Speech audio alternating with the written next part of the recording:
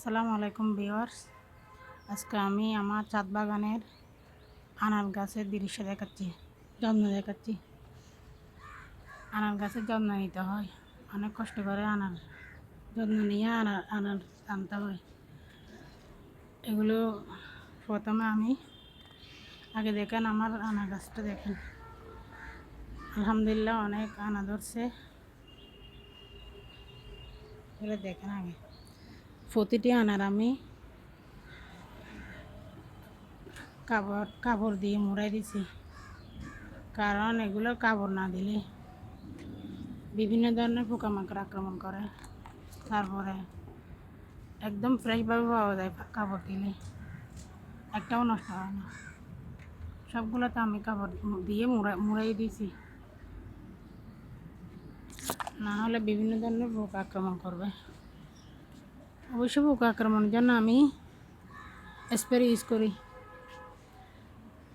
ফ্লোরিনা, তারপরে পয়জন যেটা আছে ওইটা 5 ফুটা 1 লিটার পানি তৈরি করি।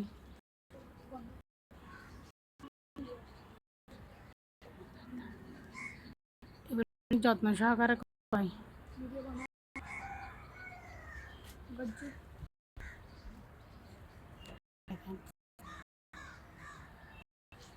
একটু নিলে অনেক কানা ধরবে।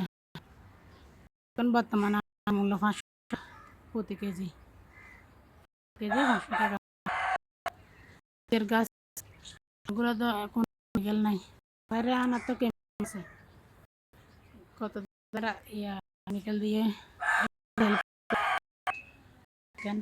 আলহামদুলিল্লাহ অনেক আনন্দ।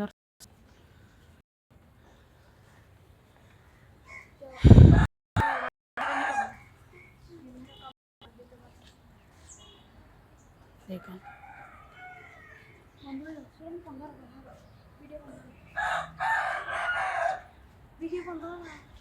এগুলো 15 দিন পরে 15 দিন পর পর গাছের গোড়ায় সার দিতে হয়, বিভিন্ন ধরনের কীটনাশক সার, তারপরে রাসায়নিক সার, সাদা সার, লাল পটাশিয়াম, এটা তারপরে সবজি কাটার আছে না, সবজি কাটাগুলো দিই।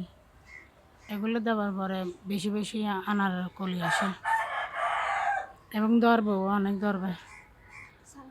আসসালামু আলাইকুম, আমি রাখি, দোয়া করবেন। আজকে এখানে বিদায় নিচ্ছি, পরবর্তী ভিডিও দেখার জন্য অনুরোধ রইল।